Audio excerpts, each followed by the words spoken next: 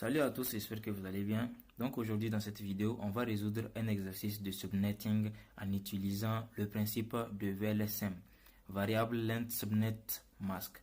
Le but ici n'est pas juste de trouver la réponse, mais surtout de comprendre la logique derrière chaque étape. L'exercice nous donne le réseau 192.168.10.0/24 et on doit créer deux sous-réseaux. Un département vente qui a besoin de 50 adresses IP, un département support qui a besoin de 30 adresses IP. Et surtout, on doit gaspiller le moins d'adresses IP possible.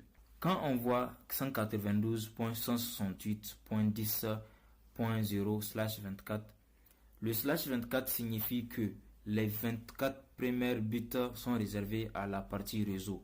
Donc, il reste 32 moins 24 qui est égal à 8 bits. Pour les machines, avec 8 bits, on a 2 puissance 8 qui est égal à 256 adresses.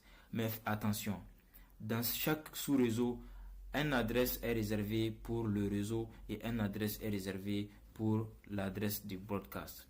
Donc, on a 256 moins 2 qui est égal à 254 IP utilisables. En VLSM, on commence toujours par le département qui demande le plus d'adresses IP. Ici, le département de vente a besoin de 50 IP. Le département de support a besoin de 30 IP. Donc, on commence par celle des ventes. Pour le premier sous-réseau, celle du département des ventes, le département a besoin de 50 IP utilisables. Donc, on a besoin de calculer combien de bits il faut. On utilise l'inégalité de puissance h-2 supérieur ou égal à 50. Le h représente le nombre de bits qu'on cherche. Le -2, il représente l'adresse réseau et l'adresse des broadcasts.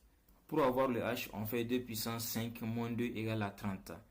Pas suffisant, donc on fait 2 puissance 6 moins 2 égale à 62. Donc cette fois-ci, notre h est égal à 6, car elle vérifie notre inégalité. Pour trouver le masque, une adresse IP V4 contient 32 bits. Si 6 bits sont pour les autres, 32 moins 6 égale à 26. Le masque sera donc /26.